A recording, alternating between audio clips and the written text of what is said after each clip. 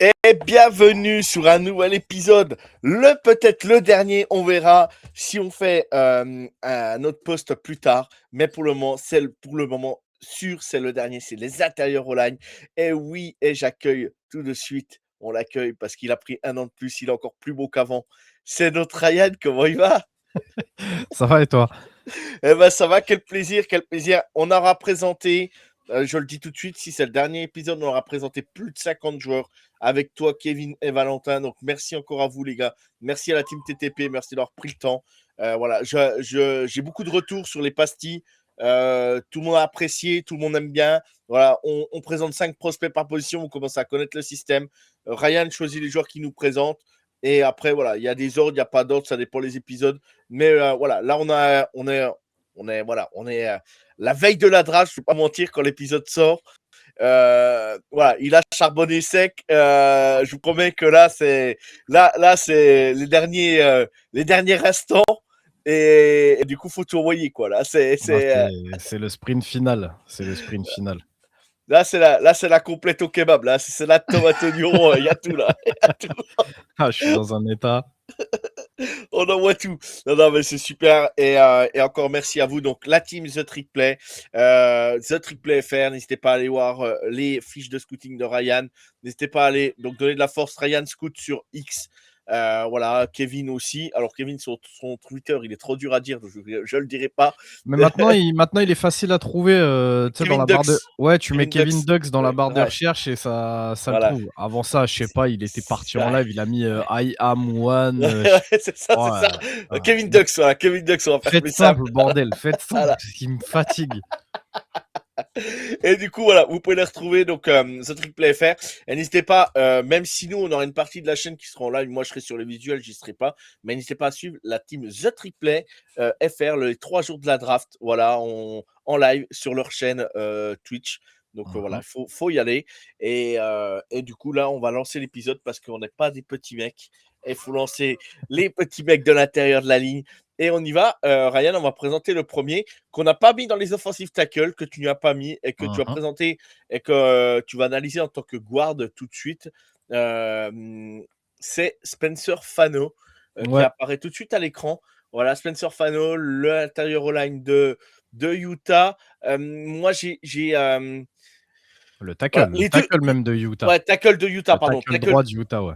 Tackle droit de Utah. Moi, les deux de Utah, j'ai du mal. Voilà, Caleb Lemouche, vous m'avez entendu me dire sur les trucs que j'avais. Et Ryan, pareil, les points négatifs, mais il a des points positifs aussi.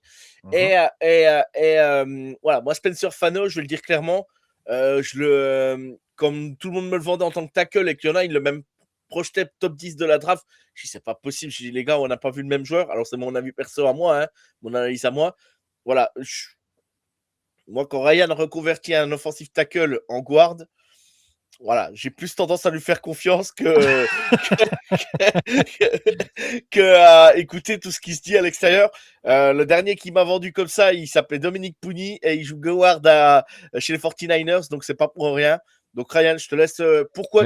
Pourquoi tu le mets? Vas-y, explique-nous tout, vas-y. Tu vois, c'était même pas prévu que tu me lances là-dessus, mais je vais en profiter pour mettre une petite bastos et m'envoyer un petit peu de love tout seul. Allez, on y va, on est là. Mais non, mais tu l'as dit, le dernier en date, c'est Pouni. On voit que tout le monde est hype aux Niners et que les mecs ont trouvé un mec capable de rentrer directement dans la rotation et d'être un vrai solide starter en NFL. Avant ça, il y avait donc Armand Membou, où j'avais des gros doutes sur sa capacité à jouer tackle et je pense qu'il aurait pu être un guard d'un tout autre niveau. Bah écoute, pour l'instant, sur son année rookie, Armand Membou, extrêmement solide, tout se passe bien, tu vois. On verra à l'avenir. L'autre joueur qui était comme ça, c'était le mec des Sur Panthers. Mataya. Le mec des Panthers, pardon. Ouais, Ikem Ekonu. Et Où Kemiko, pareil, tu te rappelles, avec Franz, on avait le débat où pareil, c'était vraiment le joueur où pour moi, comme Membou, tu vois, ça criait guard sur sa fiche. Mais les Panthers se sont entêtés à le faire jouer tackle. Et tu as vu, la première année, c'était exceptionnel. Et tout le monde me disait, ah ouais, non, Ekonu en tackle, il faut le laisser là, il faut le laisser là. Et on voit finalement, après 2-3 ans, que ses limitations au poste de tackle, elles ont réapparu et que finalement, il est moins en odeur de sainteté à ce poste-là, tu vois, aux Panthers. Je le souhaite pas à Membou. S'il s'installe à droite et qu'il peut jouer 10 piges à droite, tant mieux. Je demande à voir, je demande à voir sur le long terme, mais donc Il parce peut que Non, mais il peut y en avoir un où tu te dis: «Ben, voilà, bah, ils le font jouer tackle, il est bien, il a progressé, il a appris et il a travaillé pour être à ce bien poste-là, sûr, donc tant mieux pour lui». Et il y en a, bah, si on prend sur les 5 que tu nous cites déjà là, bah, ils sont tous quasiment tous, bah, les 5 repartis en guard, donc les 5, tu Anthony Belton Anthony Belton, aux bien sûr. Packers, où pareil, il jouait tackle et je le voyais guard et que Val avait gueulé. Je lui ai dit: «Écoute, ça te fait du renfort sur la O-line». Bah, on voit qu'aujourd'hui, il joue guard. Est-ce qu'il est bon ou pas? Ça, à chacun de juger. Je sais que Val est pas fan du tout, mais bah, le fait est qu'il a fait sa transition au poste de guard en NFL et qu'il y joue. Et tu le Enfin, disais, et Tassoua Mataya, où là, pareil, c'est la même chose. Est-ce qu'il est bon ou pas? À chacun de juger. Mais au final, bah, on voit qu'il a perdu du temps en restant tackle, alors que dès le début, il y avait exactement. écrit guard sur son front, tu vois. Et donc, Alors que la première année, on l'a même benché et c'est carrément Joe Thuney qui jouait, tackle gauche, quoi, donc à la place de jouer guard. Donc avec l'expérience et tout ça, Joe, il a réussi à faire mmh, le taf, mais on a bien vu au Super Bowl, c'était pas un tackle, titulaire, on voyait bien. De toute façon, du moins, son meilleur poste, c'était guard, donc voilà. Mais tout ça pour dire, on n'est pas là pour. En fait, c'est pour le bien du joueur, hein, quand on ah ouais, annonce des bien trucs sûr, pareils. C'est pas une bien critique, hein, sûr. c'est pas. C'est un mec. Il y a des mecs qui vont faire carrière en NFL qui seront le wide receiver 3 de l'équipe. C'est pas ou wide receiver 4, mais le mec, il sera là et tu sais que tu pourras toujours compter sur lui. Et, Mmh. et, et si déjà tu es un bon guard en NFL et titulaire, et ben déjà c'est gagné, hein, Bien sûr, on va pas se bien sûr. mentir, hein.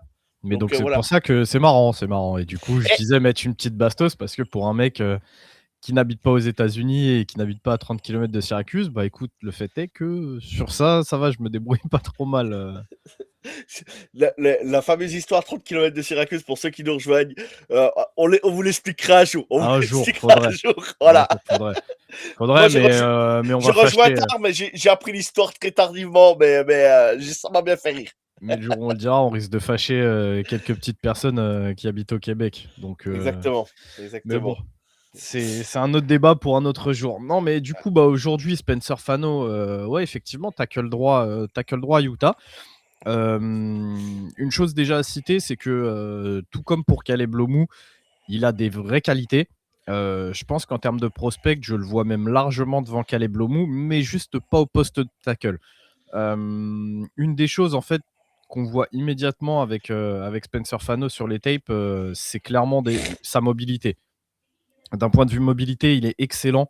Il est franchement, je pense que je pourrais même te dire qu'il est élite, sur sa mobilité, donc sur son agilité, sur sa capacité d'explosion en sortie de stance, sur sa vitesse, sur ses accélérations, sur la façon de se mouvoir, en fait, tout simplement, où on voit qu'il est hyper fluide. Tu as vu, les Américains, parfois, ils utilisent le terme, fluid mover.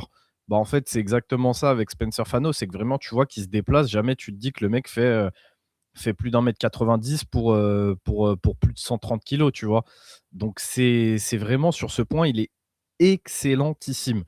Hem, Forcément, il y a son footwork, tu vois? C'est un des gros soucis qu'on a avec, par exemple, Caleb Lomou. On en a parlé, c'est un souci qu'on va voir beaucoup, que je répète beaucoup cette année sur mes fiches. Il y a beaucoup de joueurs qui, en termes de footwork, ne sont pas bons cette année.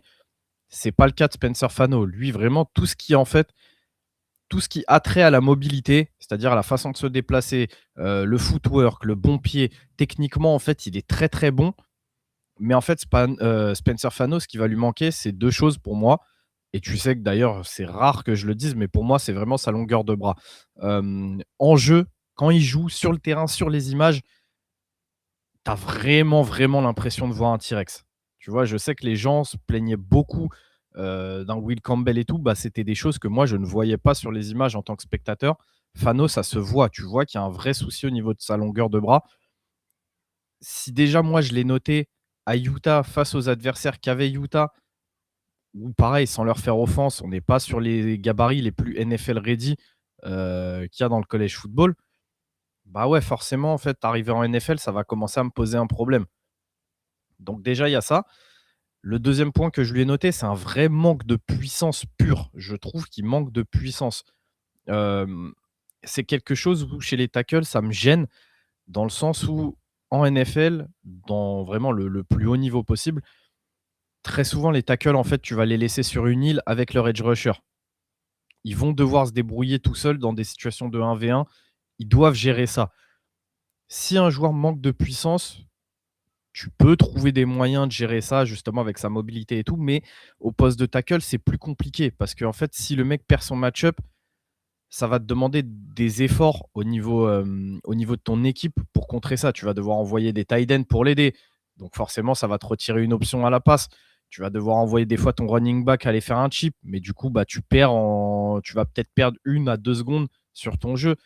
Et en fait, quand tu commences à rentrer sur des matchs à enjeu où tu as vraiment besoin que les gars ils se libèrent très rapidement parce que justement, tu vas prendre la pression d'un peu partout, c'est des choses que tu perds. Chez les guards, tu vas avoir moins ça. Chez les guards, tu as 2 grandes familles.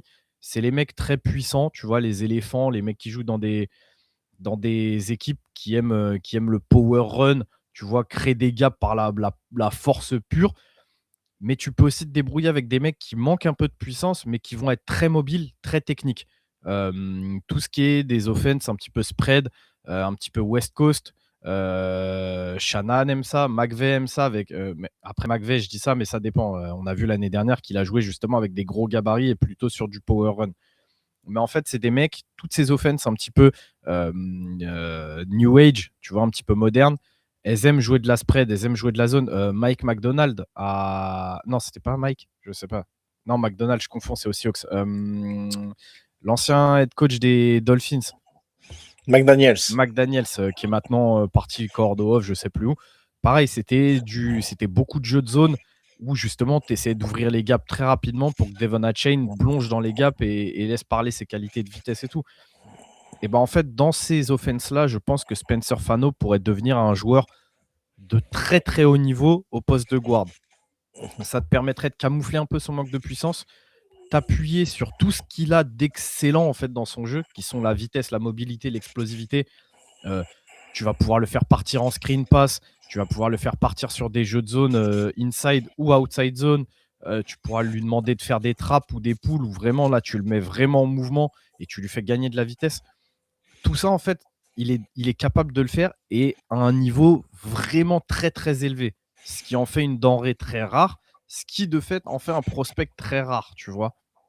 Là, dernièrement, on avait un débat où ça parlait de le faire jouer centre. On en a débattu avec Tristan l'autre soir, où je disais, bah écoute, moi, tu me dis qu'il peut jouer centre, génial. Moi, personnellement, je ne l'ai jamais vu snapper, donc je ne pourrais pas te dire s'il est capable de le faire.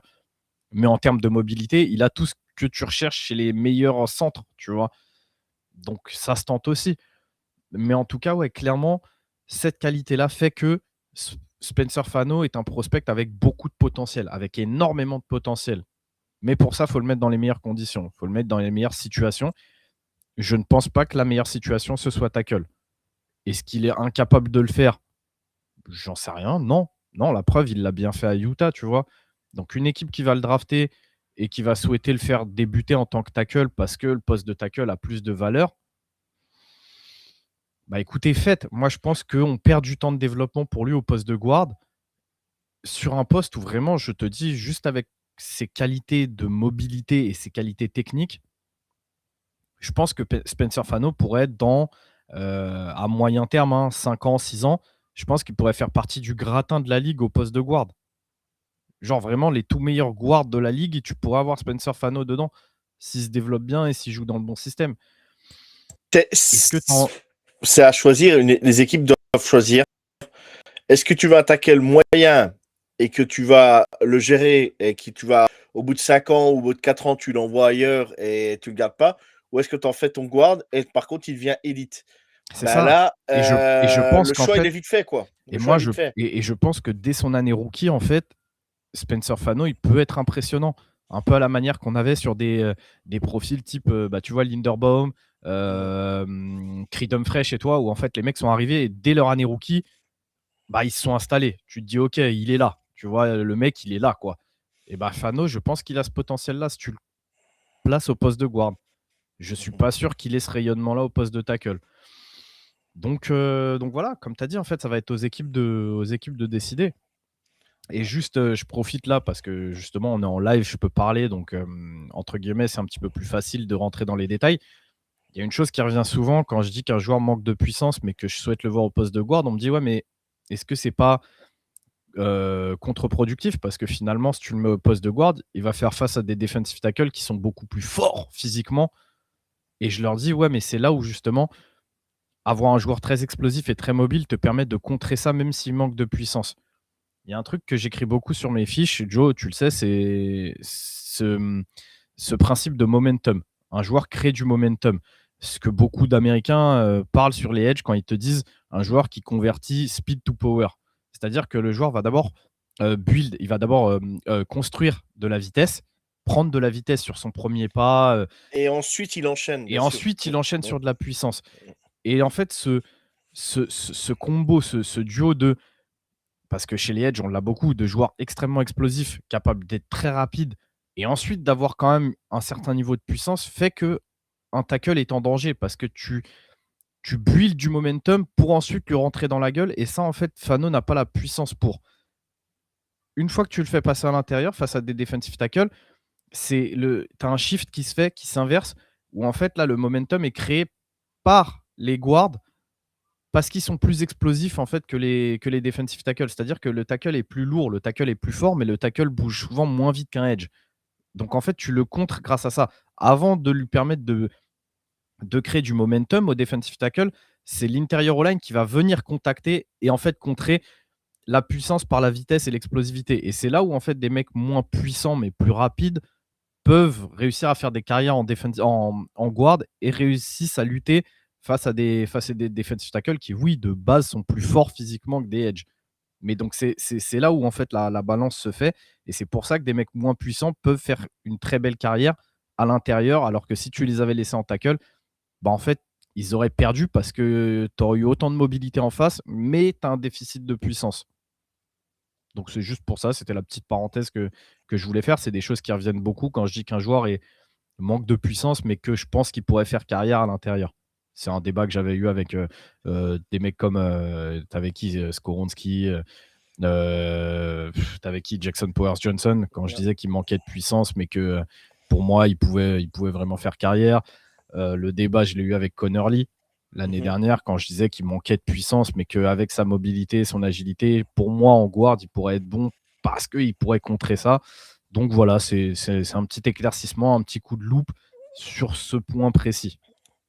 Ça allait être ma question, mais tu m'as devancé parce que j'allais dire qu'est-ce que tu regardes par rapport à un guard et un offensive tackle. Tu as répondu en large et en travers, voilà un peu ce qu'il en était. Et voilà, Spencer Fano, on avait besoin de faire cette petite aparté. Alors bien sûr, en tant que guard, bah, ça baisse un peu sa valeur, bien évidemment. À la draft, on parle, mais ça ne veut pas dire que ça baisse sa valeur en tant que joueur. Et si moi qui suis un amoureux des joueurs, vous connaissez mon amour pour le centre, par exemple. Bah derrière, moi, à Kansas City, quand tu avais Creedon Frey, Trey Smith, Joe Tunney, bah quand déjà tu domines déjà le centre de ta ligne, et après que tu as tes deux tackles, même qui sont pas élites, mais qui sont bons, juste bons, et ben je vais te dire, déjà, tu vas déjà loin. Hein. Bah Tu ouais, vas déjà parce que très ça te loin. permet, bien sûr, parce que ça te permet déjà de, entre guillemets, éteindre le pass rush intérieur. Exactement. Donc ton QB sait qu'au besoin, il peut step up dans la poche, mais ça te permet surtout d'installer ton jeu au sol. Et avec un Exactement. jeu au sol bon, ça ensuite te permet d'ouvrir ton jeu de passe. Et il y a plein de choses, tu vois, comme ça, où sur le papier, tu peux ne pas forcément le voir, mais qui te facilitent la vie d'un corps off, en fait. Et le problème en NFL, moi je suis le premier à le dire, il faut absolument une O-line solide et tout ça, mais tu peux pas avoir les 5 meilleurs joueurs à chaque poste sur Non, la c'est pas O-line parce que possible. ça coûte une fortune, tu peux Bien pas. sûr. À un moment donné, il t'est obligé d'avoir, tu es obligé d'en avoir 2 voire 3 bons ou très bons et les 2 autres un peu moyens parce que, bah, tu peux pas payer tout le monde, c'est pas Bien possible, donc sûr, mais tu peux pas avoir tout le monde. Mais Tu ça peux se pas avoir tout fait. le monde. Mais Ça ça se se sait, fait. C'est ça se ça, en sait, fait. C'est si ça se sur les sait, 3, si sur les 5, tu en as 2 ou 3 des vraiment excellents, ça se sait. ça te permet de créer derrière un collectif. Et si tu choisis les bons profils, et les bons joueurs, bah, en fait, tu vas camoufler un peu les faiblesses de l'un avec les forces de l'autre. Le but, c'est Exactement. d'avoir une cohésion, c'est d'avoir les 5 qui, finalement, ont un plancher bon, voire très bon. Et ça suffit, en fait. Les très bons QB se débrouillent avec ça. Il faut leur Exactement. donner, il faut que tu puisses donner 3 à 4 secondes à ton top QB et que tu puisses ouvrir un minimum des gaps pour tes running backs. Derrière, chacun doit faire son taf, tu vois. Exactement. Et après, c'est de toute façon, la O-line, c'est une osmose, hein. En Bien fait, c'est sûr. vraiment un truc qui. Là, en fait, t'es pas. Les wide receivers, tout ça, oui, tu dois compter des fois sur le bloc de tes collègues et tout ça. Mais le premier tracé, c'est toi qui le fais, t'es tout seul, Mhm. t'en as un contre un. Ce que je veux dire, que là, la O-line, si t'en as un qui foire, bah, la part du temps, ça peut te foutre le jeu en l'air, quoi. Là, c'est Bien sûr. carrément, ça peut vraiment te foutre. Moi, un wide receiver qui fait pas le bon tracé, ça te met le jeu en l'air aussi parfois. Mais là, la O-line, vraiment, c'est hyper important. Et l'osmose des 5 est trop importante. Et du coup, c'est pour ça que tu peux. C'est pour ça que je dis, tu peux pas avoir les 5 joueurs élites, les plus élites de la NFL sur ta O-line, mais comme tu dis, avec l'osmose de tous et du coup, la, la, la complémentation de chacun, ouais, c'est ça qu'on dit, Ouais, ouais, comme ça qu'on dit. complémentarité, ouais. La complémentarité, voilà, de chacun, et ben, tu arrives à faire des super O-line. On le voit bien, il y a je prends une équipe comme les Ravens, ils ont toujours des O-line solides. C'est pourtant, c'est pas les meilleurs joueurs de la ligne de la Mhm. ligue. Ils ont des très bons joueurs, mais c'est pas les plus élites, et pourtant ça fonctionne, quoi. Tu vois, donc Mhm. et il y en a d'autres, il y en a d'autres qui travaillent comme des cochons. Voyez, on prend ci, on prend ça, on prend ça, et ça fonctionne pas, quoi. Donc voilà, c'est la O-line est hyper importante. De toute façon, protéger son quarterback, laisser son quarterback travailler. Et après, une fois que tu protèges ton quarterback, tu peux parler de jeu à la course, tu peux parler de tout ça.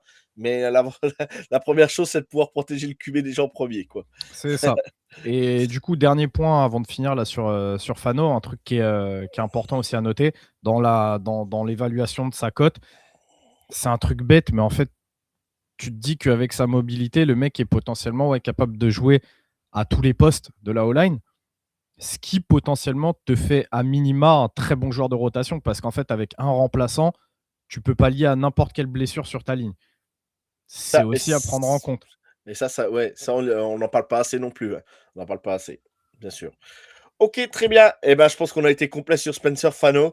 Voilà, donc Ryan, voilà, c'est c'était un peu la surprise des 5 tackles qu'on avait présentés. Ouais, Voilà, ouais. Spencer Fano n'est pas dedans, mais voilà, on l'a présenté en tant que guard intérieur au line. On y va, on enchaîne et on va passer au suivant. On va passer chez Olive Vega Ioane. Voilà, j'ai réussi à le dire. De Ouais, Penn Joe. State. L'intérieur au line de Penn State que tout le monde voit comme presque le meilleur guard de cette QV. Mhm. Un joueur, voilà, lui par contre, c'est un vrai guard. Il a joué guard à Penn State, il a joué à son niveau. C'est peut-être même l'un des seuls qui a été à peu près à son niveau à Penn State cette année. Ouais. Il faut le dire. Les joueurs, les deux running backs, que ce soit Ketron Allen ou Singleton, ont pu faire aussi des yards à la course aussi grâce à lui, il ne faut pas l'oublier. Mhm. Voilà, donc Ioane Vega, franchement, un joueur que moi, j'estime très haut. Alors après, ça dépend les besoins. On sait que guard, c'est pas la position la plus demandée, la plus importante en NFL, mais ça reste quand même, parce que c'est dévalué par rapport à certaines positions. Mais il ne faut pas le négliger, et je pense qu'il peut largement être pris au premier tour, quoi. Voilà. Alors, être pris au premier tour, ouais, complètement. Complètement. Maintenant, tu vois, et c'est là où moi je pense que je vais aller, comme d'habitude, contre le consensus. C'est que là où tout le monde le voit comme le guard numéro 1 et un top 15 limite assuré, bah écoute, moi devant les tapes de Ioane, il m'a pas plus que ça en fait. Et je vois les qualités, je lui note les qualités telles qu'elles sont, c'est-à-dire que oui, effectivement, il fait partie des top interior O-line, j'ai pas de problème là-dessus. Mais en fait, je trouve qu'on en fait beaucoup. On en fait beaucoup trop, même avec Peut- Ioane, au Peut-être point. parce que la QV n'est pas exceptionnelle. Bah, mais c'est faux en Ah, fait. ouais. C'est justement ça le truc, c'est que c'est Moi, faux. après, juste rectification, je le vois au premier. Moi, je dis premier tour, mais tu me le dis, on le prend dans le top 15. Tu me dis, on le prend entre 24 à 32. Voilà, je me dis, c'est son range. Voilà, Ah, c'est. clairement, Voilà. clairement. Tu me dis, Mais, moi, tu mais vois, les gens plutôt, me. plutôt, ça me paraît haut, quoi. Ça me paraît très haut, quoi. C'est ça, les gens me diraient, ouais, en fin de premier tour, je te dirais d'accord. Mais en fait, là, quand tu regardes un petit peu les needs, à chaque fois, on l'envoie où? Très souvent, Ravens, Ravens, ouais. Ou ou il, Bucks. ou il Ouais, ou passe pas, Bucks. ou alors il passe pas les Chargers. Mm. Tu vois, si c'est pas pris avant, dans tous les cas, il passe pas les Chargers. Et en fait, à chaque fois, je vois ça et je me dis, mais d'accord, ok, je vois ce que vous voulez faire, je vois pourquoi le joueur vous plaît. Mais en vrai, à ce moment-là, bah, t'as mieux à aller chercher. C'est-à-dire que si Spencer Fano a déjà été pris, on parlera plus tard d'un autre mec, mais t'as mieux. Moi, là, actuellement, je vais même pas te mentir, Yoanné, si je compte Fano comme un guard, Yoanné, je l'ai en tant que garde numéro 5. Alors ouais, ça peut en choquer certains, mais je m'expliquerai parce que bah, vous vous doutez bien que les autres, on va en parler aujourd'hui, les autres ont des qualités aussi. Et après, ça, c'est qu'est-ce que vous évaluez le plus en fait chez un interior line. Yoanné, il est très bon sur sa passe pro. Sur ça, on est d'accord. Il est très bon sur sa passe pro, mais tu as vu tout à l'heure, je te parlais que tu as deux grandes écoles chez les guards, où tu as vraiment les guards entre guillemets très mobiles, type Spencer Fano, et les gardes très puissants, donc plutôt comme Yoanné ici. Et en fait, le problème de Yoanné, c'est ça. C'est qu'on a des vrais soucis, pour moi, d'un point de vue footwork, qui potentiellement vont poser problème pour sa transition en NFL. Tout le monde m'en parle comme d'étant un des prospects cette année les plus safe, les plus comment dire, avec le plus de sécurité, sur lequel tu peux le moins te tromper. Mais je ne suis pas d'accord. Yoanné joue constamment en déséquilibre. C'est vraiment très très souvent que sur ses blocs en situation de course, tu le vois partir vers l'avant parce qu'en fait, il met son poids énormément vers l'avant. Et en fait, le problème, c'est qu'au niveau college football, personne ne l'a encore vraiment contré là-dessus. Tu vois. Oui, Euh, c'est pas la même chose en NFL, bien évidemment. Bien Il, sûr, il va tomber contre des mecs qui sont intelligents en face et il va tomber là, en avant et il va se casser la contre gueule, des mecs quoi. plus intelligents parce que plus expérimentés, plus techniques, tout aussi forts, voire plus forts, et tout aussi rapide, voire plus rapide que ce qu'il a connu en college football. Et moi, les soucis que je vois là, bah ouais, ils m'inquiètent. Là, par exemple, cette année, j'ai regardé le match contre Ohio State. Bah, dès que le niveau il augmente, tu vois qu'il est en galère. Contre Ohio State, le début de match de Yohanné, il est pourri. Je crois que sur les 5 ou 6 premiers jeux, il accorde le joueur, donc son vis-à-vis, fait 2 plaquages. Il y en a un où Caden McDonald, il est à 2 doigts de faire un plaquage. Il ne le réussit pas parce que le running back réussit à s'échapper. Mais le fait est que son vis-à-vis a pu poser les mains sur son porteur de balle dans le backfield. Moi, je suis désolé, ce genre de truc-là, ça ne me fait pas de lui un top 15 NFL, un top 15 de la draft, tu vois. Donc oui, il est excellent en situation de passe. D'accord, d'accord. Oui, oui, c'est vrai. Maintenant, à côté de ça, je vais avoir des mecs qui sont tout aussi bons que lui en protection de passe, qui vont être plus jeunes, qui vont être meilleurs techniquement et qui vont être plus safe en fait sur le jeu de course. Bah, pourquoi j'irais chercher Yohanné en premier? Tu vois ce que je veux dire? Donc, encore une fois, je vais aller contre le consensus. Tout le monde te martèle en fait depuis des mois et des mois et des mois que ah Yohanné, ah Yohanné, ah Yohanné. Bah, je suis désolé, moi sur cette classe, j'ai mieux. Ou en tout cas, j'ai des profils que je préfère. Allez, ça c'est dit, ça c'est fait. Voilà, on n'est pas là pour faire du buzz, on est là pour dire la vérité. Moi, alors, je vais pas vous mentir, je l'ai pas regardé non plus de fou parce que le poste de guard a scouté, je vous promets. Alors, tackle, j'y arrive, mais guard, c'est tellement à l'intérieur et tout. C'est hyper compliqué si t'as pas vraiment les All 22 Les All au-dessus. 22, ouais. Voilà, 22, c'est hyper compliqué.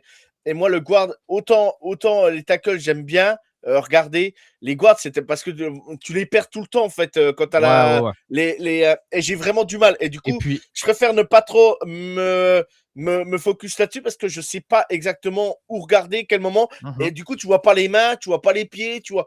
C'est pas évident, quoi. Là, sur les highlights ou les matchs que tu as comme ça en direct, si t'as pas le mec de ESPN qui fait que tu te mets par derrière et que tu vois la Ouais, ouais, caméra, ouais.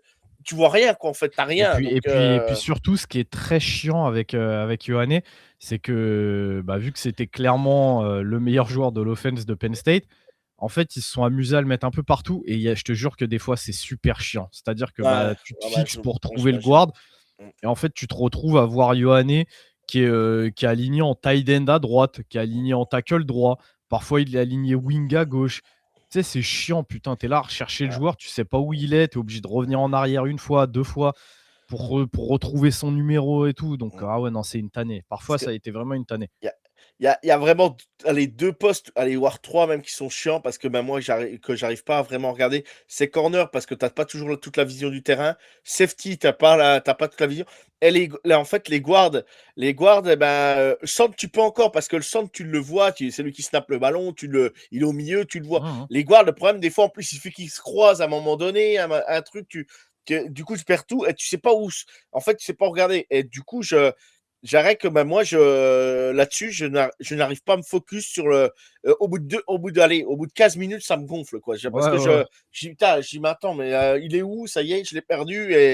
Et tu dis, attends, c'est lui? Ah non, en fait, c'est pas lui. Ah, vas-y, ça me gonfle, quoi. Ça. Mais quand tu as la vue aérienne, je sais que toi, vous avez des vidéos par des Ouais, scouts ouais, et ouais. tout ça. Voilà, aérienne, c'est vrai quand même, c'est beaucoup plus facile quand tu vois l'ensemble du terrain, comme des corners, comme tout ça. Parce que, bah ouais, à un moment donné, Puis voilà, c'est des postes en fait à l'intérieur comme ça.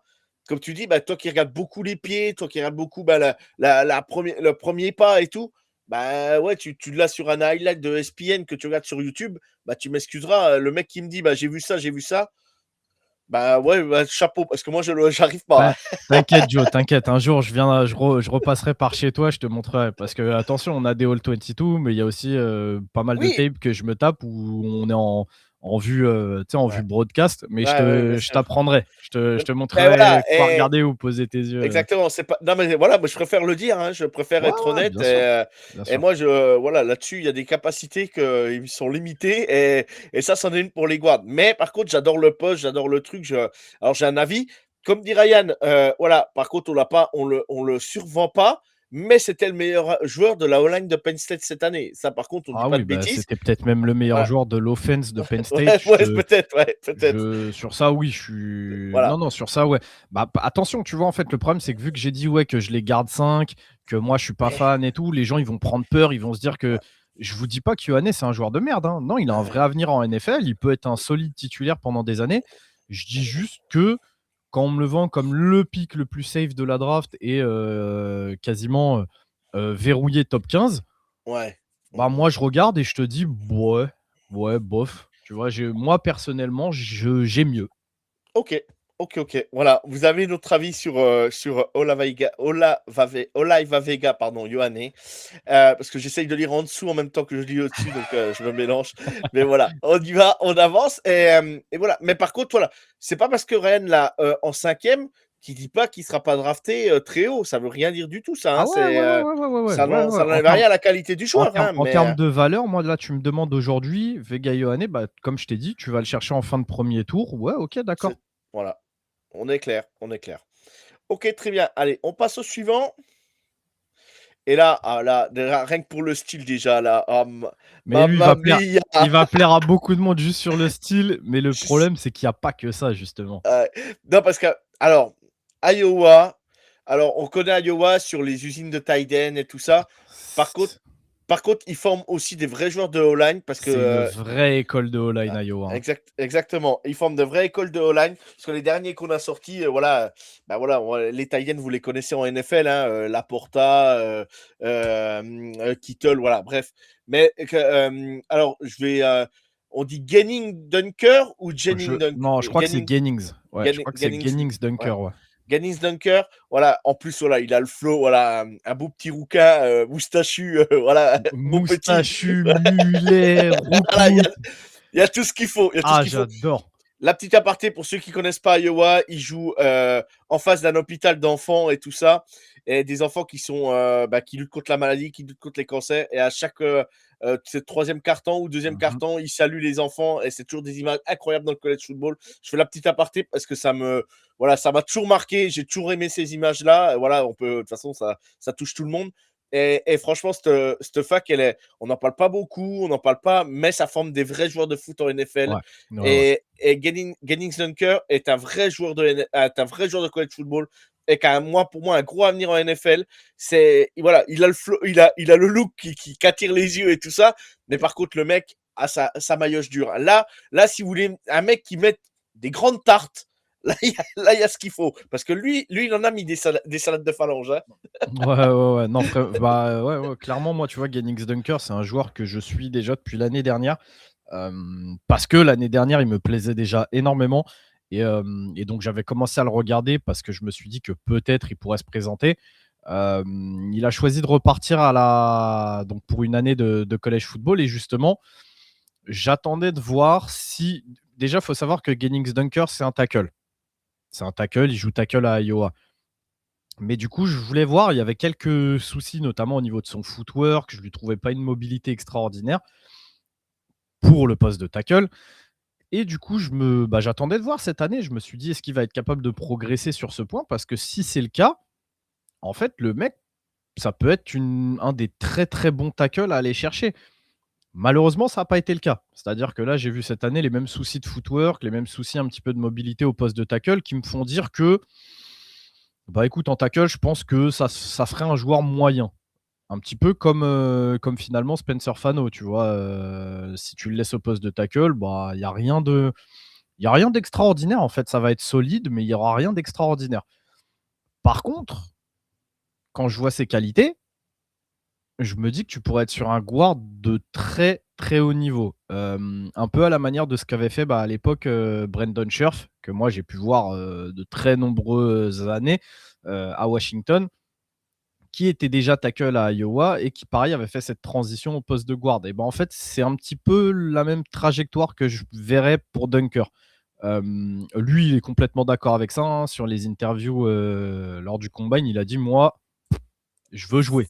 C'est là que tu vois l'intelligence du bonhomme déjà. Il a dit, moi, vous me mettez en garde. C'est vrai que j'avais lu un article sur Ouais, lui. ouais, Vous me mettez en garde, il n'y a pas de souci. Je ferai je donnerai le meilleur de moi-même. Et c'est ça, ça, déjà, c'est ça. ça montre la mentalité du gars, déjà. Il a dit: «Moi, vous me foutez où vous voulez, s'il faut». Il a dit: «Moi, là, aujourd'hui, je suis prêt à vous montrer les snaps et tout, si vous avez besoin de moi en centre». Il a dit: «Moi, je m'en fous, je veux jouer, donc peu importe où, je veux jouer».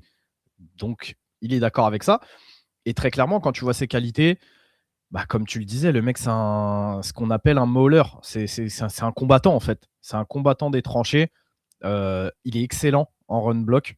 En tant que tackle, en passe pro, c'était un petit peu plus limité, mais j'ai moins de soucis avec ça, puisque quand tu es guard, tu peux avoir l'aide de ton centre, tu peux avoir l'aide de ton tackle. Donc je pense que sa qualité qui est OK tiers en passe pro en tant que tackle, elle pourrait devenir bonne en fait en tant que guard, ce qui te permettrait d'avoir un mec qui est excellent sur le run block et bon en passe pro. Bah, écoute, c'est ce que tu demandes à un de tes guards. Il a la mentalité. Tu vois, très souvent, on parle de mentalité dans les tranchées, mais c'est quelque chose qui est réel. Et là, je te parle pas seulement du côté nasty que tu recherches, tu sais, d'un petit peu méchant et tout.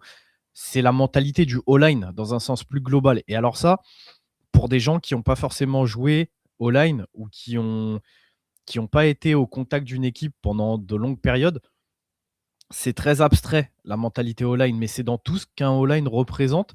En fait, Dunker l'est. Et je vous dis, je pourrais pas vous dire ce que c'est une mentalité de all-line exactement, mais ça se vit. C'est des mecs, les all-line, qui sont très spéciales. C'est un des seuls postes en fait dans le football où les mecs ne toucheront jamais la balle du match et leur taf, c'est d'aller prendre des coups dans la gueule en fait. Mais tout ce qui fait un bon all-line, c'est une mentalité qui est très spéciale. Genre vraiment, je pourrais pas vous dire, c'est des mecs, tu sais, tu le vois dans les interviews, tu le vois sur les réseaux sociaux quand il y a les CM qui viennent. Les mecs, ils sont un peu chelous, ils sont un peu space, ils sont dans leur délire. Ils vont faire des trucs qui ne font rire qu'eux. Et c'est pour ça que tu as une espèce de vraie camaraderie entre les O-line. C'est que tu as vraiment, vous vous en rendez pas compte, mais il y a vraiment une mentalité O-line. Les O-line, c'est un poste à part dans le football. Et Dunker, il a ça. Il est là, il est dans son délire, il en a rien à foutre. Le mec, il est là, il court, il a son mulet cheveux au vent. Tu lui dis, ouais, le mulet, tu fais ça pour le style. Il te dit, non, je fais ça parce que j'avais envie. C'est le, il y a un truc avec Gennings Dunker qui me fait dire que sur son front, à lui, pour le coup, il y a écrit en guard, solide starter pendant X années. Je sais pas comment vous expliquer ça. Oui, Mais c'est le joueur qui c'est quasi sûr qu'en NFL, ça fonctionnera. ouais, Au pire de la rotation, mais le mec, il fera carrière, quoi. C'est ouais, quasi sûr et certain. c'est Il fera ça. carrière. Et moi, ce que j'aime bien dans ce que tu dis, c'est le mec, l'action est terminée, ils vont continuer à se maillotcher avec le mec en face Ouais, parce que l'action est terminée. mais C'est... parce Mais moi, je vois beaucoup Creedon Frey, l'action est terminée, tu le vois, il tient encore le maillot du mec, ouais, il le pousse, il lui remet un coup après derrière. Tu mais sais pas ça pourquoi, mais si, tu sais pourquoi? Parce que c'est c'est important. C'est c'est montrer important que t'es là, quoi. Montrer que t'es oui, là, quoi. dans les tranchées, tu as un vrai travail mental à faire Ah, exactement, de exactement. domination. Donc oui, il faut montrer que tu es là, faut montrer qu'en fait, tu toucheras pas à mon QB, tu toucheras pas à un joueur de mon équipe et que je vais te rentrer dans la gueule pendant 2 heures. Et ça compte. et ça compte. Et, Ouais, et, non, non, ouais, et, c'est et, sûr. C'est et tu sûr. vois, ce que tu disais, c'est que le mec fera carrière à minima dans la rotation. C'est un truc que j'ai noté donc sur sa fiche. C'est que, comme d'autres, là, dont on va parler aujourd'hui, peu importe l'équipe dans laquelle vous êtes, peu importe la qualité de votre O-line, peu importe la situation de la O-line de votre équipe, vous pouvez aller chercher Dunker et il vous servira à quelque chose. C'est-à-dire que vous avez un trou sur votre O-line à combler au poste de guard. Vous pourrez le prendre, il pourra commencer à jouer directement. Vous n'avez pas de trou à combler, vous avez une O-line qui est déjà bonne avec beaucoup de starters, beaucoup de vétérans. Mais voilà, vous voulez avoir un mec dans votre rotation parce que l'année dernière, vous avez eu des blessures et on a vu que dès qu'il y a eu une blessure, le niveau de votre O-line a chuté. Vous pouvez prendre Dunker. Vous avez une bonne O-line, mais qui commence à prendre de l'âge. Il faut commencer à réfléchir à l'avenir. Ou faut renouveler avec des gros contrats que tu peux pas, t'as pas le cap. Voilà. Vous pouvez aller chercher Dunker et le laisser une année sur le banc. On parle d'un joueur qui aura 23 ans sur sa saison rookie. Bah écoute, 24 ans, il passera en titulaire parce que vous avez dû perdre un élément ou le remplacer. Vous pouvez prendre Dunker. Vous avez des trous partout sur votre O-line, comme ça pouvait être le cas l'année dernière aux Texans au moment où la saison commence. Vous pouvez aller prendre Dunker, il va rehausser le niveau de votre O-line. Donc en fait, peu importe la situation de votre équipe, vous pouvez aller chercher Gennings Dunker. Et c'est le mec C'est Et c'est le mec en tant que bon américain, vous pouvez être sûr, c'est le mec qui va à la pêche, pêcher le brochet le samedi. Ça, c'est sûr et certain, vu la tête qu'il a, avec un gros chapeau de cow-boy sur la tête, et on y va, la brindille de paille au bout du bec, et c'est exactement ça, quoi. Mais bah, non, mais c'est ça. Et tu vois, quand tu me parles, moi, de joueurs safe, de pick safe, bah ça, pour moi, ça, c'est un pick safe, contrairement à un Yohane qui va demander peut-être un petit peu plus de choses. Même chose, Dunker pourra jouer dans tous les schémas, dans tous les systèmes, aussi bien de la zone que du power run. Donc, pareil, c'est des choses qu'il faut prendre en considération. Euh, faut vous dire que là, j'ai un Vega Yohane dans mon tier 3, là où un Dunker en tant que guard, je l'ai en tier 2. Donc, je le vois au-dessus. Donc, si vous Mais allez. tu le vois au-dessus parce qu'il t'apporte aussi une sécurité que te porte pas peut-être Yohane, quoi. C'est peut-être Mais ça, quoi. non, non, non, c'est même pas Non? sur ça, c'est plus sur le côté technique. En fait, Ouais, actuellement, je d'accord. pense que Gennings Dunker a déjà un meilleur plancher technique qu'un Yohane. Tu vois, il y a des soucis sur le footwork que j'ai chez Yohane que je n'ai pas chez Dunker. Ouais. Parce qu'en tant que tackle, il a peut-être aussi travaillé sa technique et tout Bah ça, parce et que, en bien position sûr, de guard, parce que parce que tu es obligé, Joe. Mm. Parce qu'en Ouais, t'es tackle, obligé. même au T'es collège, obligé. même au niveau collège football, bah, Mm. tu te retrouves quand même face à des edge rushers, donc ça te force à avoir un footwork de meilleure qualité, tu vois. Là où, Mm. comme je te le disais, guard, tu peux te reposer sur ton centre, tu peux te reposer sur ton tackle, tu peux te Oui. reposer sur ta force physique parce que les mecs en face sont pas forcément plus mobiles. Donc tu peux jouer un petit peu plus l'éléphant et éclater le mec juste avec ta force physique sans prendre en compte le footwork. Donc ouais, non, moi je suis désolé, Gennings Dunker, je l'ai peut-être beaucoup plus haut que le consensus, mais je sais ce qu'il m'apporte, je sais ce qu'il m'apporte, je sais ce qu'il va pouvoir m'apporter dans le futur. Et le pire, c'est que comme je te disais, vu que tu as encore un petit travail pour développer le joueur, je pense pas qu'il ait atteint son plafond. Donc ça veut dire que le joueur pourra encore progresser, tu vois. Bah écoute, Ok. moi Ouais. en soi, ça en fait un bon pic. Et Mm. puis le fait qu'il ait eu une expérience au poste de tackle, même si comme je t'ai dit en tackle, je pense que c'est très limité. Même chose, en fait, dans ta rotation, si à un moment donné, ton tackle droit, il se blesse, bah écoute, à défaut d'avoir un autre mec sous la main, tu peux mettre Dunker. Et en fait, il sera capable de te faire un travail correct. Pas exceptionnel, hein, il aura des gros défauts en poste de tackle, mais il pourra le faire. Donc pareil, ça t'apporte quelque chose dans ta rotation à te dire, bah écoute, au besoin, j'ai ce mec-là qui peut jouer guard ou tackle. Ok, voilà, c'est complet sur Canis Dunker. Voilà, vous aurez un joueur solide, un joueur qui vous assure déjà l'avenir au Mhm. poste, au pire de la rotation, et sinon, en tant que titulaire, largement. Voilà, normalement, ça devrait être. Voilà, il y a des joueurs où on sent ce truc un peu sûr que l'on n'a pas chez certains. Voilà, lui, Lui, on je le l'ai. sent. Voilà, on l'a.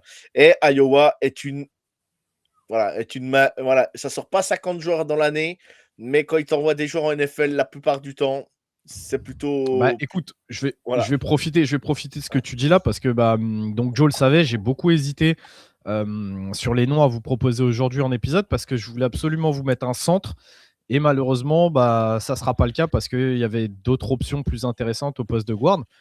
Mais donc, je profite de ce qu'il dit là. Quand il vous dit qu'Iowa, c'est une école de O-line, c'est le cas. On a le centre d'Iowa qui se présente cette année et qui devrait très logiquement être sélectionné.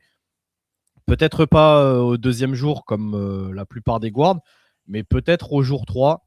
Donc Logan Jones, il aurait pu faire partie de l'épisode parce il est bourré de qualité lui aussi. Donc il ne sera pas dans cet épisode. Par contre, Logan Jones aura sa fiche. Mais il y a également le guard de gauche, Beau Stevens, qui se présente aussi cette année, qui, pareil, pourrait être pris au troisième jour. Il n'aura pas sa fiche parce que, de ce que j'ai vu, je pense qu'il ne méritait pas forcément sa fiche, mais il a des qualités, juste il a quand même plus de défauts que les deux qu'on vient de citer. J'ai pas le temps, donc malheureusement, il faut que je coupe des joueurs. Et donc, Beau Stevens en fait partie. Mais voilà, ça vous fait 3 prospects qui seront vraisemblablement draftés. Sur une O-line, quand tu te fais drafter 3 mecs sur 5, ça prouve déjà que tu sais ce que tu fais à la position, quoi, et que tu sais former des joueurs. Donc voilà. Exactement. Alors moi, je lance une annonce dans le Foot US Media. Je vous le dis tout de suite. Un mec qui veut investir, le mec qui va investir, la NFL arrive en France bientôt, les Saints arrivent l'année prochaine pour la prochaine saison de la NFL. Vous voulez vous renseigner pour des mecs qui connaissent le college football, qui savent scouter des joueurs. Tu as un peu d'argent, tu veux investir dans le monde du football américain. Eh ben, prends déjà Ryan en tant que scout international et tu le payes. Voilà, je le dis clairement.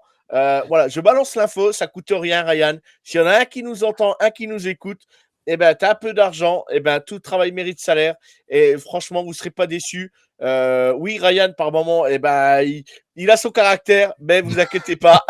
Il sera toujours là pour vous parler des joueurs et vous présenter les joueurs sur la technique, sur la qualité du joueur et ainsi de suite. Et quand Ryan dit ce joueur-là, je le vois plus tier 3, tier 4 ou tier 5, ça ne veut pas dire qu'il n'aime pas le joueur, mais déjà, quand il dit tier 2 ou tier 3, ça n'annonce pas un joueur du 3 ou 4e tour. Ça dépend. Voilà, c'est pas par rapport au tour de draft. Je préfère le redire. Voilà, c'est juste par rapport à ton tier à toi. Tu as le tier 1, tier 2, tier 3. Et il y a des joueurs qui sont tier 3 qui peuvent très bien sortir. S'il y a eu un rush sur tel ou tel poste, ben, qui peuvent sortir en fin de premier tour ou début de 2. Ils étaient tier 3. Mais ça ne veut pas dire que tu les vois au 3e jour de la draft. Ce n'est pas du tout le cas. Voilà, exactement. Je préfère le redire. Voilà. Donc, j'ai balancé l'info, Ryan. Hein, si quelqu'un nous écoute, n'hésitez pas. Voilà. Et si ça t'arrive, bah, dans chaque épisode, tu me mettras un message. Merci, Joe. Allez, on enchaîne sur le suivant. Mais je rêverais que ça t'arrive, mon gars, parce que tu le mérites. Écoute, merci beaucoup, Joe. J'aimerais aussi, mais on y est loin encore. Voilà, comme ça, au moins, Ryan, il aurait le temps de tout préparer. Il aurait que ça à faire. Il serait payé pour le faire. Pareil, petit aparté, là, avec Val, on a partagé un Américain, là, hier, qui a sorti... tu sais, c'est un truc que les Américains font parfois, les guides de draft. Tu sais, ils présentent vraiment des trucs format papier ou en PDF. Et je voyais que dans ses commentaires, le mec, ça s'enthousiasmait. Il a quand même réussi à faire plus de 280 joueurs et tout. Il est payé pour faire ça. Non, mais c'est même pas que ça. C'est juste, je regarde et tout, et on regarde le truc avec Val. Alors, au-delà de son avis, hein, comme je te dis, tout le monde a son avis sur les joueurs et tout. Mais c'est juste que le mec a en fait genre 5 lignes en pour, 5 lignes en contre et 5 lignes de conclusion. Et je regarde Val et je lui dis, mais attends, mais si ça là, les gens ils sont comme des fous là-dessus. Je regarde Val, je dis, mais ils sont courants que nous, genre en vrai de vrai, on pourrait te faire genre 500, 600 joueurs, hein, si on devait juste te faire 5 lignes, 5 lignes, 5 lignes. Mais laisse tomber. tu vois ce que je veux dire? Bien sûr, bien évidemment. C'est pour ça me faisait marrer. Ouais, bien évidemment. Ça n'enlève pas à le mec, il a peut-être scouté, il a bossé.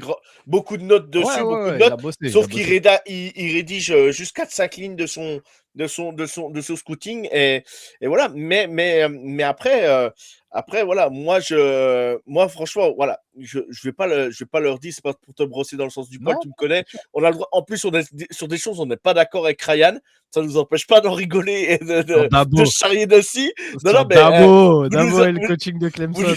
Vous nous auriez entendu un soir sur Discord, un soir de college football avec Ryan, mais on s'envoyait des pics, mais c'était incroyable, mais ça nous empêche pas d'en rigoler et de prendre parce que voilà, on se vexe pas, on est là pour tout simplement pour on a le droit de pas être d'accord. Et moi, il y a des choses où je suis pas d'accord avec Ryan sur certains joueurs ou tout ça, mais ça nous empêche pas d'en plaisanter, et c'est pas parce qu'on n'est pas d'accord que il a tort ou que moi j'ai raison. C'est tout simplement d'un autre avis et ça se respecte. Point barre. Voilà, c'est comme ça. Mmh. C'est comme ça. On Et est d'accord. maintenant, on va parler d'Emmanuel Pregnon. C'est comme ça qu'on dit Pregnon, hein, si je me Je trompe pas. pense, je Ou pense. Au sinon, on dit début, je disais Prognon, Prognon bah, en français. au début, je disais Prégnon, après j'ai commencé à Euh, écouter, j'entendais du Pregnon, Pregnon. je me suis dit: Ah, «Bon, bah, yeah. écoute, Ah, yeah, ça va Pregnon. faire comme Travis Etienne et Euh, dans 5 euh, ans, il va nous apprendre que ça se prononce, Etienne, Etienne, Pre Pregnon, Pregnon». Pregnon. Je sais pas, j'en sais rien. L'intérieur online donc d'Oregon. Alors, j'ai fait la petite aparté hier, mais je critique beaucoup Oregon. Je dis beaucoup que c'est voilà, ça fraude au mauvais moment de la saison et tout ça. Ça voilà, c'est un peu l'image qu'ils ont, un peu de perdants magnifiques comme toujours. Mmh. Mais Oregon, depuis que Dan Lanning arrive à Oregon, on peut pas l'ôter, on peut pas l'enlever. Il prépare des prototypes pour la NFL. Ah Et et ça ça, bosse, hein. et ça bosse. Et Oregon ne ferait pas des aussi belles saisons. Voilà, c'est la petite aparté quand même. Mon petit mea culpa pour dire aux gens, j'ai rien contre Oregon. Mais Dan Lanning, c'est un vrai coach. C'est un vrai coach qui prépare des joueurs qui arrivent en NFL. Il prépare des prototypes.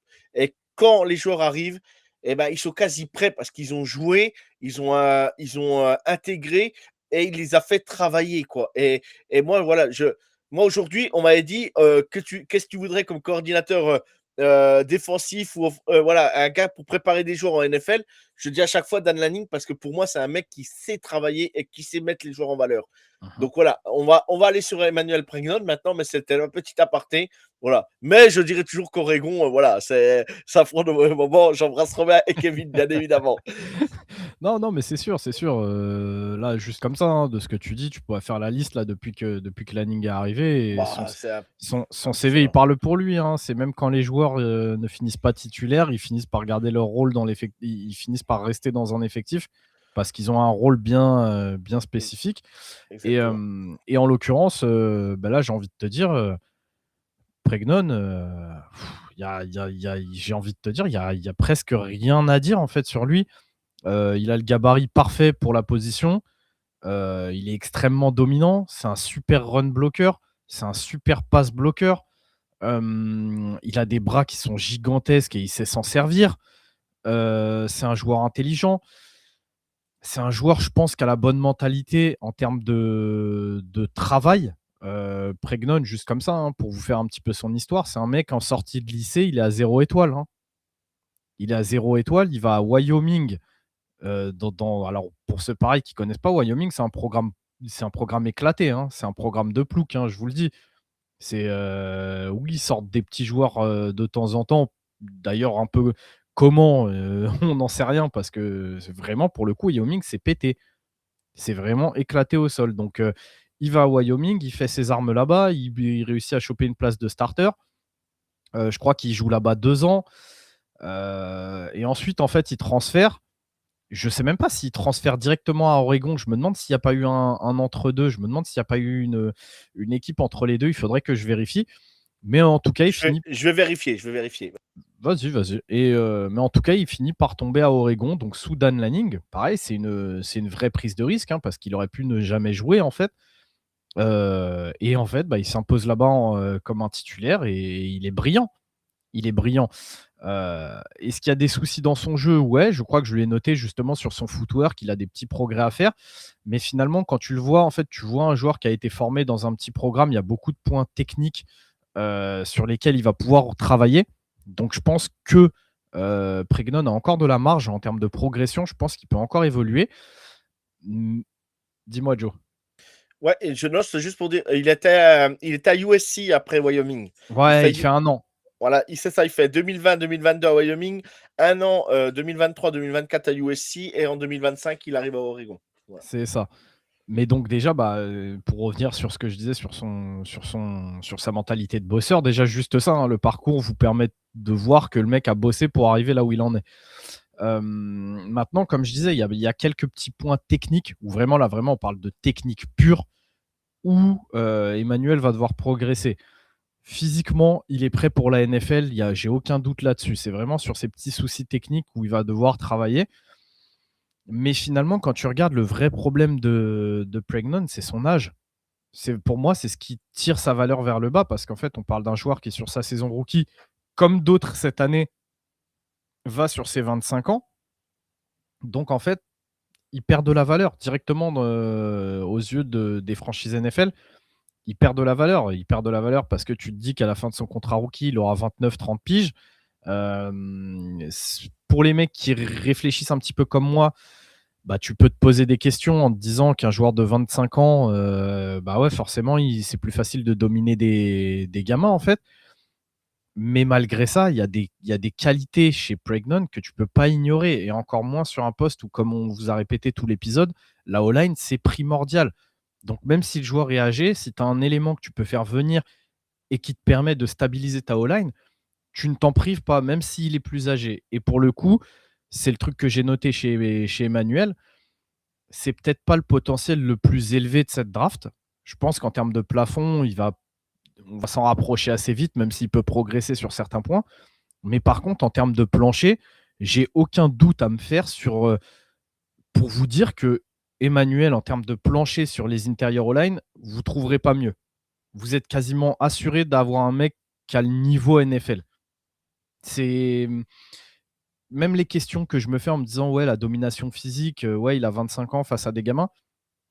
En fait, il a un tel niveau de domination physique, il a un tel physique, un tel gabarit que j'ai pas trop de mal à me dire que, en fait, même en NFL, il sera peut-être pas capable de dominer outre mesure, mais il sera capable de tenir sa place, en fait. À partir de là, pourquoi vous iriez pas le chercher si vous avez un besoin? C'est là où je me place sur un Emmanuel Pregnon, tu vois. En termes de classement, tu vois, de valeur, moi j'ai Pregnon au-dessus de Yohanné parce que j'estime qu'il a un plancher plus élevé. Par contre, si tu viens et que tu me dis que tu as Yohanné au-dessus, et c'est là où tu vois les avis peuvent différer, je l'entends. Je l'entends tout simplement parce que Pregnon aura 25 ans, là où Yohanné aura 23 ans sur leur saison rookie. Donc ouais, je peux l'entendre que tu es Yohanné au-dessus parce que toi, tu mets en valeur plus l'âge ou le potentiel, parce que je pense aussi que Yohanné pourra avoir un potentiel plus élevé qu'Emmanuel Pregnon, tu vois. Donc ouais, je peux l'entendre. Je peux l'entendre tout à fait. Moi, personnellement, là, demain, tu me dis qui est-ce que tu préfères avoir dans ton équipe, je te dis Pregnon, même si il est plus âgé, tu vois. L'autre point qui est intéressant avec Pregnon, même s'il fait 6-4, donc ce qui est un petit peu petit pour la position de tackle, il a des bras qui sont tellement immenses et un plancher qui est tellement élevé que je me suis fait la réflexion en toute fin de scouting. Je me suis dit, écoute, pareil que pour d'autres mecs, si tu as Pregnon dans ta rotation et qu'en fait ton tackle droit ou gauche se blesse, bah en fait, tu pourrais potentiellement le mettre en remplaçant. Ce qui te fait une option encore à considérer en te disant, bah écoute, au pire du pire, je peux avoir un mec qui peut jouer, je pense, à plusieurs positions. Je t'ai parlé de son allonge de bras parce que pour moi, elle va être essentielle dans potentiellement ce placement en tant que tackle. C'est que sa relative petite taille est compensée par le fait que ses bras soient vraiment immenses et surtout qu'il s'en serve bien. Il a un très bon punch et il a une capacité que tous les intérieurs O-line n'ont pas forcément. Il se repose énormément sur son punch. Il aime beaucoup puncher. Il a énormément d'activité sur ses bras et il s'en sert beaucoup vu qu'il a une longue allonge pour contrer les defensive tackles. On sait que les defensive tackles, souvent, ils ont des allonges un petit peu plus petites que les edge. Et en fait, Pregnon a compris que en les punchant plusieurs fois à répétition, il est capable de limiter leur impact. Tu vois, au début de l'épisode, je te parlais de ce momentum que tu peux casser chez les DT parce qu'ils ont du mal à réaccélérer en fait. Et Pregnon a compris qu'avec son punch, il peut les taper, taper, taper à répétition pour en fait ralentir le mec jusqu'à en fait pouvoir ensuite prendre le contrôle du bonhomme. Grâce à ça, je pense qu'en termes de tackle remplaçant ou limité, mais il serait capable de le faire. Tu vois, je pense que tu pourrais le mettre en tackle et que justement avec cette allonge-là et le fait qu'il ait un très bon jeu de main et qu'il sache s'en servir, je pense que potentiellement il pourrait le faire au poste de tackle. Et d'ailleurs, en plus, ça me tue que tu aies choisi l'image sans forcément savoir. C'est que sur l'image, tu vois que là, sa wingspan, son allonge, elle est énorme et tu le vois qu'en fait, il s'en sert tout simplement. L'image parle d'elle-même. Non, mais bien sûr, ouais. Après, j'ai pas fait exprès de choisir l'image là, Non, non, mais mais non, non, mais voilà, on a l'avis de Ryan sur Emmanuel Pregnon. Bien sûr, il le voit pas en tant que tackle tout de suite, mais il peut dépanner. Et voilà, ouais, ouais, ouais, non, ouais, pour le coup, voilà, non, c'est vraiment moi, je le vois en tant que guard, hein, que je pense pas que tackle, ce soit sa meilleure position du tout. Mais en fin de scouting, je me suis dit, écoute, si tu as une galère au poste de tackle un jour, bah, t'en parlais tout à l'heure, toi, avec un Joe Tony, bah, en fait, je pense, c'est peut-être pas vrai, hein, peut-être que tu le mets à l'entraînement en tant que tackle, il est éclaté au sol, le mec. Ouais, bien sûr, mais tu peux tester, quoi. C'est ça, mais j'ai dans l'idée de me dire, au pire, je pense que ouais, il pourrait peut-être prendre des reps en tackle et je pense que ça pourrait ne pas être dégueulasse sur les qualités qu'il a montrées en tout cas. Ok, très bien, très bien, très bien. Eh bien, on va filer sur le dernier où lui, je trouve qu'il a une grosse hype. C'est Chase Bisontis, ouais, je pense qu'on dit comme ça, Bisontis, Mhm. l'intérieur O-line de Texas A&M. Il a vraiment, mais vraiment une hype. Tu le vois là, il y a beaucoup de monde même qui va le chercher dans les derniers joueurs du premier tour Mhm. chez les Texans et tout ça. Et c'est un joueur qui a une grosse hype. Quand même, ouais, il y en a, ils le disent même, ouais, c'est quasiment il y en a, ils le mettent même, pardon, deuxième guard de la Mhm. liste. Ouais, après, voilà, j'ai pas, comme je vous ai dit, j'ai pas d'avis spécialement sur la liste des guards parce que par rapport au scouting et tout ça, j'ai pas pu, je vais pas répéter tout ce que j'ai dit tout à l'heure. Mais toi, tu le vois où, Ryan? Tu le vois comment chez Bisontis? Moi, j'adore. J'adore. Là, très clairement, c'est mon guard numéro 2 derrière Spencer Fano. Donc, c'est pour te dire, moi, chez moi, il est devant Ioane et bien devant. Je comprends pas d'ailleurs qu'il sorte pas beaucoup plus souvent avant Ioane dans les boards. Tout simplement parce qu'en fait, on est sur un joueur qui a déjà un plancher qui est vraiment excellent, qui est peut-être pas un meilleur pass bloqueur que Ioane, mais il en est vraiment pas loin. Genre, en termes de passe pro, il est vraiment très solide. En termes de run block, pour moi, il est largement meilleur qu'un Ioane. Il a lui aussi des petits soucis de déséquilibre et tout, j'y reviendrai après, mais c'est beaucoup moins accentué que sur un Ioane. Techniquement, je le trouve meilleur. En termes de capacité physique, je le trouve meilleur aussi qu'un Ioane, que ça soit en termes de puissance, en termes de mobilité, d'agilité, je le trouve meilleur. En termes de gabarit, il est un petit peu plus grand que Ioane. C'est pas quelque chose que je value énormément parce que pour moi, 6'4, c'est la taille parfaite pour un guard. Byzantis, il est à 6'5. Donc en soi, c'est pas, je vais pas te dire qu'il a la taille parfaite, mais il est pas loin. Il a le morphotype, il a l'allonge. J'ai envie de te dire, en fait, le mec, il est dans la moyenne haute de ce que tu vas rechercher chez ton tackle, mais partout.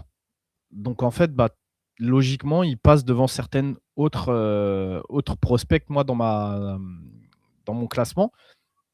Et comme je te dis, en fait, il a un plancher qui est extrêmement solide, puisqu'il est complet. Il est bon, en fait, sur course et sur passe. Techniquement, il est bon. En termes de mentalité, on se rapproche d'un Gainings Dunker. C'est-à-dire que lui, pour le coup, le côté mentalité all-line, je le ressens peut-être un petit peu moins, mais par contre, le mentalité nasty, le mentalité mauler, combattant des tranchées, bah, il l'a complètement. C'est un joueur qui est vraiment, pour le coup, Byzantis, tu ressens le côté un petit peu méchant. C'est-à-dire que tant que le match a lieu, s'il peut te bouffer, il va te bouffer, hein. Il continue de te bloquer jusqu'après le coup de sifflet. S'il peut te faire mal en te mettant un pancake et en s'écrasant de tout son poids sur toi, il va le faire. Que tu sois cornerback ou linebacker, il en a rien à faire si tu fais 80 kilos de moins que lui. S'il peut t'éclater et te sortir du match, il va le faire. C'est en termes de mentalité, tu peux pas demander plus à un guard en fait. L'autre point qui me le fait monter beaucoup par rapport à d'autres noms, c'est sur sa capacité à jouer entre guillemets collectif. Tu vois, tout à l'heure, on parlait de l'osmose que tu as sur une O-line. Il est excellent là-dessus. Il cherche constamment à aider ses partenaires. Il a un truc que peu de interior O-line ont cette année, c'est sur sa capacité à être capable de bloquer un mec tout en gardant les yeux sur la défense pour voir ce qui se passe. Dès qu'il se retrouve tout seul sans rien à faire, tu vois sa tête sur pivot, chercher à droite, à gauche ce qu'il pourrait faire pour aller aider. Et donc, dès qu'il peut, il va aller taper un mec. D'ailleurs, parfois, c'est à noter, ça lui revient un petit peu dans la gueule parce que j'ai pu le voir 2-3 fois ne pas prendre ne pas prendre la bonne, comment dire? Assignation.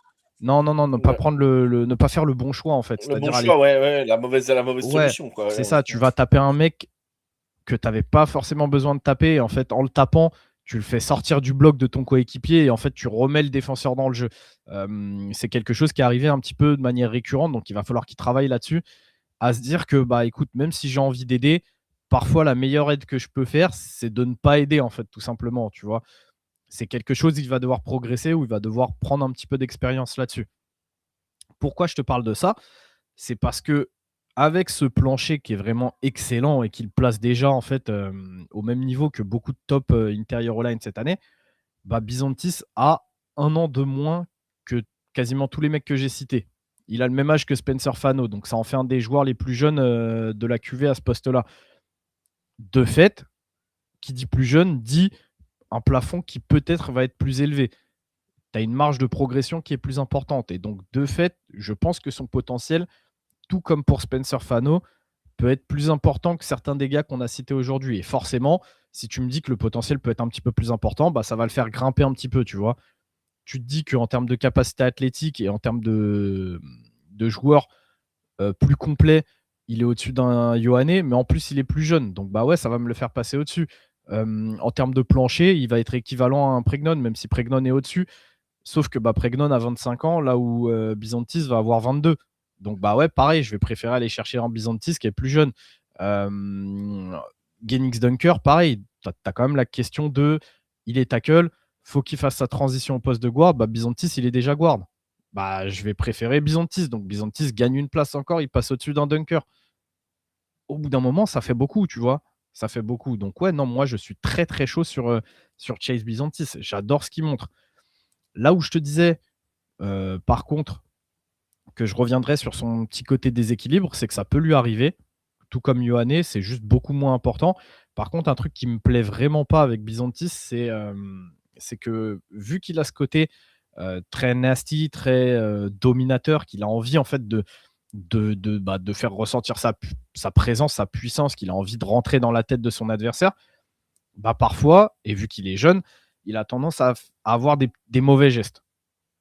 C'est à noter. Le point que j'ai noté dans ma fiche et que je t'invite même toi là, le fait d'être à l'oral et de pouvoir le dire aux gens qui vont regarder l'épisode.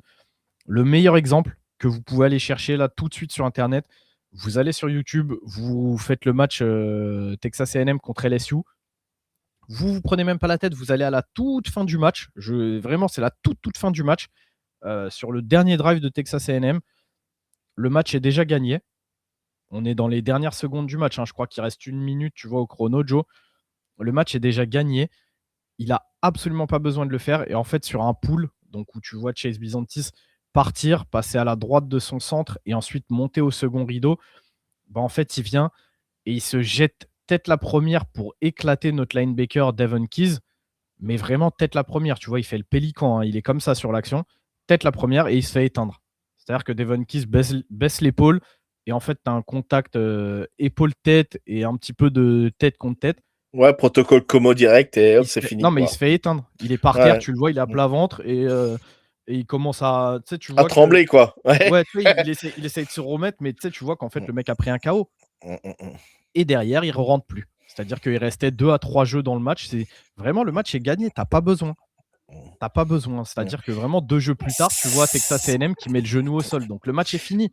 C'est le côté un peu, on va dire, manque de QI foot par moment. Et Non, ouais, pas pas de manque. QI foot, mais Non, pas manque de QI foot parce que ouais, justement là-dessus, oui, il est vraiment très bon. comment on C'est peut un dire, manque de.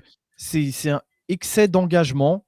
ouais, c'est l'engagement. Il y a les fils qui se Trop, touchent par moment, quoi. Ouais, je sais pas trop comment dire, jeune. mais Non, c'est même trop pas de les fougue. filles. Ouais, Ouais, trop de fougue. trop de fougue, C'est que ouais. vu qu'il est comme ça, qu'il aime dominer et tout, c'est même pas le mec qui déconnecte et qui te fait un truc de con. C'est vraiment le mec a tellement envie de dominer, il a tellement envie d'écraser la compétition. Et à côté de ça, comme je te dis, vu qu'il est un petit peu jeune, il doit être encore un peu Tu sais, il pense pas à tout ça. Lui, il se dit pas le match est fini. Il se dit juste j'ai envie d'éclater LSU. Tu sais, c'est un match à enjeu. Je vais Ouais, l'éclater. il y a la rivalité, il y a tout ça, Ouais, bien évidemment, je bien vais, je vais évidemment. le manger. En fait, je pars en Ouais. poule. Le premier joueur que je vois, je vais le manger. Mmh, Et le mmh, mmh. problème, c'est que ça, il va falloir le régler. Déjà pour lui, c'est-à-dire que pour sa propre santé, d'y aller tête la première, bah, comme je vous dis, l'exemple parfait, c'est qu'il finit sur protocole Como et qu'il finit pas le match, alors qu'il restait deux, trois jeux. Mais ça compte. Sur le long terme, ça compte. Tu peux pas te permettre de prendre des Como à droite, à gauche pour de la merde comme ça, tu vois. Donc ouais, c'est quelque chose qu'il va devoir retravailler. Et surtout, il va falloir qu'il tombe sur un coach à la mentalité un petit peu moderne. Il faut surtout pas qu'il tombe sur un coach à l'ancienne qui va applaudir ça, tu vois, qui va lui dire ah ouais, Chase, c'est bien, putain, refais-moi ça. Non, il faut qu'il tombe sur un mec qui lui fasse prendre conscience, gros, tu peux pas faire ça. Pense à ta santé, pense à ta carrière. Est-ce que tu as envie d'être un légume à 40 ans? Il faut qu'il tombe sur un mec comme ça qui lui apprenne à jouer correctement. Parce qu'il a les qualités pour le faire, il le fait 90% du temps. Donc pourquoi les 10% restants, tu fais le gogol à les bloquer avec ta tête ou un truc comme ça, tu vois. Donc ça, c'est vraiment un point noir à noter. Ou même pour lui, comme je te dis, en fait, moi, ça me fait chier aussi pour lui, tu vois. Donc c'est un truc à bosser. Ça sera un truc vraiment à bosser. Mais du coup, pour te répondre, bah ouais, non, moi, Bisontis, c'est clairement mon garde numéro 2 parce que j'ai Fano devant lui. Si Fano est considéré en tant que tackle, tu sais, si vraiment je devais classer Fano en tackle, bah, mon garde numéro 1 de la QV, ce serait Byzantis. Mais, et puis largement devant Ioane, puisque comme je te disais, derrière, j'ai Dunker.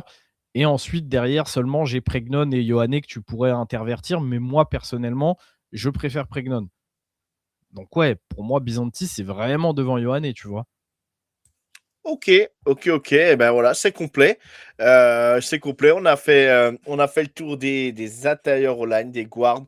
Tu as 2 petits sleepers comme ça à nous citer sans aller dans les, on rentre pas dans les détails, mais tu en as 2 autres à nous citer comme ça à côté ou Ouais, pas? ouais, bien sûr, parce que Vas-y. tu as vu au début d'épisode, tu Ouais. disais sur une QV qui est plutôt faible, je la trouve pas du tout faible.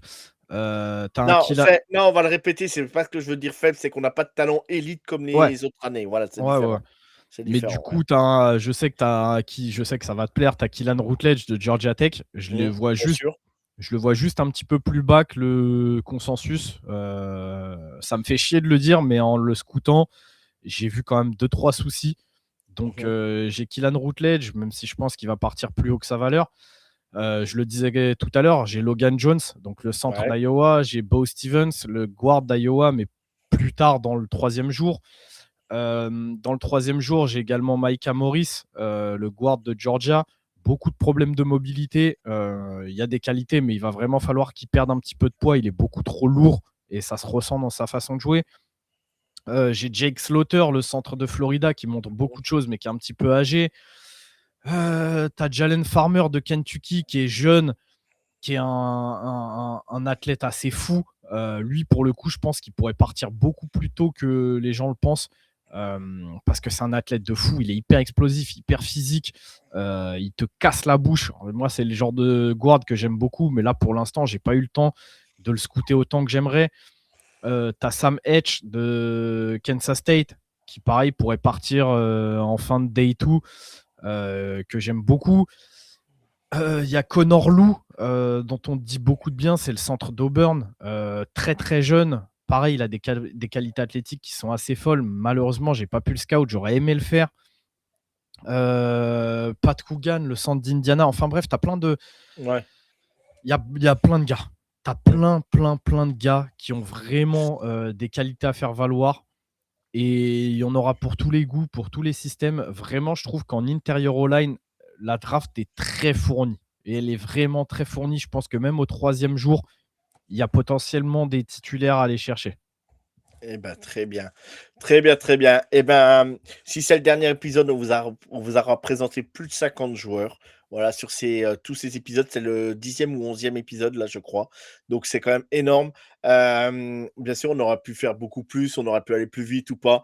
Mais moi, c'est ce que j'aime, c'est discuter avec Ryan. Je pourrais passer des heures et des heures, mais on est obligé de se structurer. Sinon je suis parti pour des heures et des heures. Donc voilà, je préfère le dire, mais encore merci à toi, Ryan, d'avoir pris le temps de venir nous voir sur le Foot US Media. Franchement, encore un grand bravo, encore chapeau pour tout le travail que vous faites pour la team TTP. Bravo à toi déjà pour ton travail personnel. C'est vraiment, vraiment incroyable. Et je relance, voilà, n'hésitez pas si vous voulez payer un mec qui vous fasse du scouting, voilà, le faire travailler carrément et que ça devienne son métier, n'hésitez pas si vous nous écoutez, payez Ryan. Voilà. Et du coup, si c'est le dernier épisode, encore merci de nous avoir suivis sur ces présentations des prospects.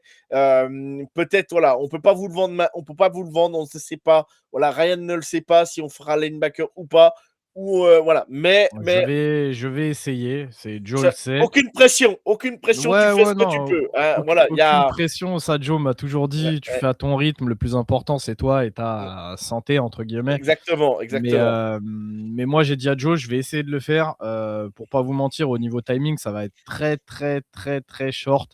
Exactement. Mais je vais essayer si on peut. On est en train de voir avec Joe comment on peut s'organiser pour essayer de vous faire un truc. Il y aura peut-être pas 5 linebackers, mais je vais essayer. Je vous promets rien, comme Joe vous l'a dit, pas de promesse, je vais essayer. C'est tout Voilà. ce que je peux vous dire. Pas de promesse. Si c'est le dernier épisode, encore merci à tous de nous avoir suivis. Il y aura d'autres choses qui vont arriver sur le Footcast Media. Voilà, soyez là ce soir parce qu'il y a la mock draft, les 2 tours, la der des der avant le grand jour demain qui sera la draft. Donc voilà, là, on vous ment pas, on enregistre quelques jours avant, mais on s'y rapproche à grands pas. L'épisode sortira mercredi. La draft, c'est le jeudi. Donc là, ça y est, starting block, là, on va mettre la cravate, on va tout mettre, la chemise et tout, là, on est prêt, là. On est prêt. Ryan, je te souhaite une bonne journée, une bonne soirée pour ceux qui écoutent l'épisode. Que Dieu vous garde, vous commencez à me connaître parce que moi, j'ai pas le temps. Bref, merci pour tout. Ciao tout le monde et à très vite. Ciao. Ciao, ciao.